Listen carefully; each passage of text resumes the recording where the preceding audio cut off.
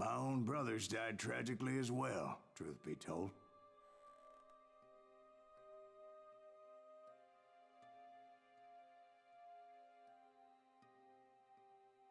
It was 1868, and me and my older brothers were pulling a tidy profit running cattle into Juarez, Mexico. One night after my brothers retired for the evening, I found a little poker game in a cantina with a couple of cowboys. And I just couldn't lose. I even won an old Spanish coin that had to be 100 years old. Well, I was mighty pleased with myself the next morning as my brothers and I rode for Texas. But before we crossed the border, those cowboys caught up with us. It was Johnny Ringo, Roscoe Bob Bryant, and another asshole named Jim. They wanted their money back and everything else we had, including our lives, as those boys didn't want us coming for them later. Bob put that old Spanish coin in my mouth and said, "I won't have it said that I left you with nothing, boy." Well, those horses bolted, and there we hung as those bastards rode away. The branch finally snapped under the weight of the three of us, but being my older brothers were bigger and heavier, they were already dead. And right then I swore to myself that I would avenge them. Ringo you know about. But Bob eluded me, until I heard he was riding with the Wild Bunch.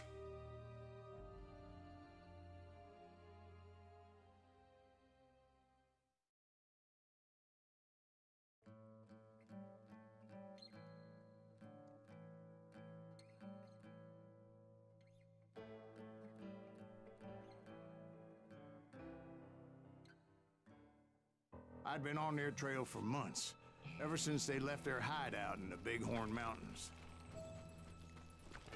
Led by Butch Cassidy, they were a loose association of outlaws who robbed banks and trains from Colorado to Montana. Among them was the Sundance Kid, and that murderous hombre I was tracking, Roscoe Bob Bryant. They blew the bridge with the intention of forcing the train to stop. Well, I assumed the Wild Bunch was likely in the still intact part of the train high above. I was determined to make that sumbitch Bob pay for what he did to my brothers.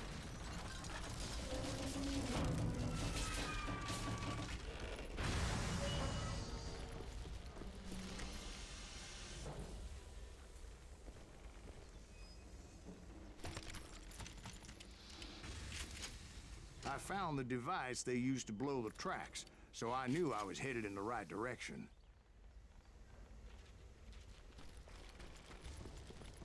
My ears are still ringing from blowing up that bridge. Well, I made my way off unscathed and came upon a few members of the gang and had no choice but to dispatch them. From there, I had to negotiate an even more precarious route. But first, I would need to get my ass out of there.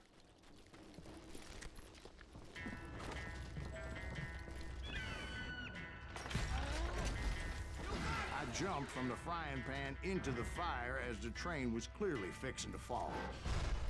I had found the gang, but in order to find old Bob, I needed to fight my way forward past a whole passel of desperados. Outside, inside, any way I could, I made my way towards my prey. You're really pissing me off. Well, what about the passengers? It was mostly a freight train, as I recall. There were no passengers aboard that day.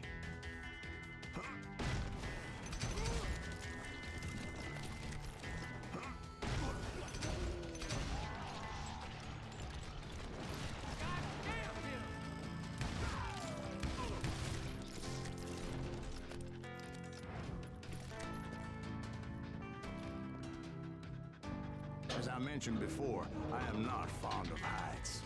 But I was too busy dodging bullets to worry about falling to my death. Odds were I was likely to die that day anyway. So I was determined to take down as many of those bastards as I could.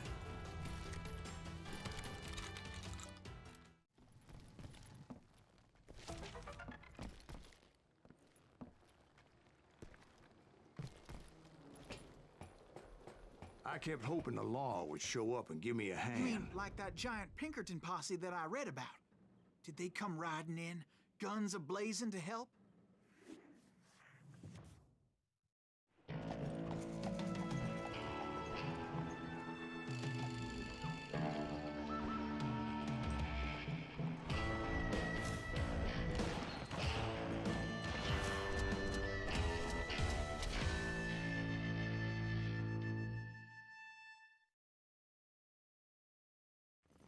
Help? From the Pinkertons? No, son. I had to fight the Wild Bunch all by my lonesome, as usual. Who the hell is that?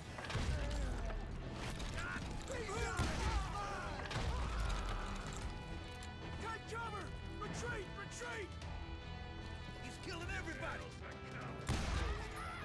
He'll kill us all!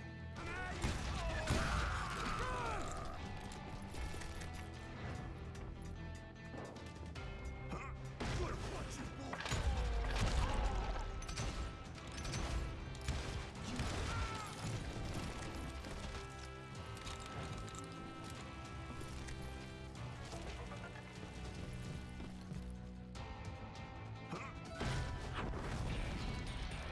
My guess is those dime novels didn't portray this as it happened, did they?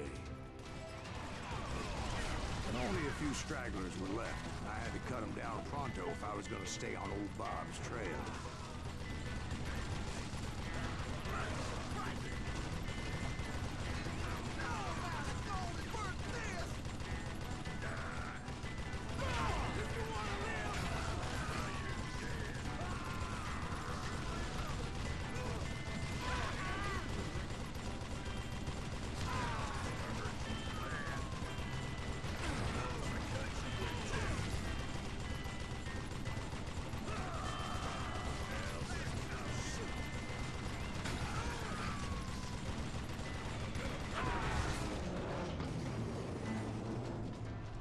Once I silenced all those guns, I went searching for my nemesis, determined to finally have my justice. But the only survivor who welcomed me was George Flat-Nose Curry. Who is he? The fastest gun in the gang. Right after Sundance, I mean. And Kid Curry, and maybe Elsie Lay. Though some folks might dispute that.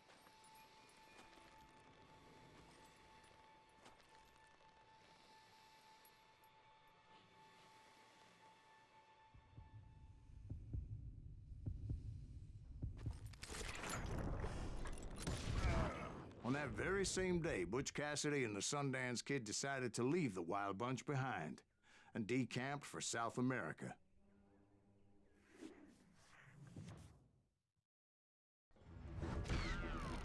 They ended up living down there for many years, but I'm sure you already know all about that.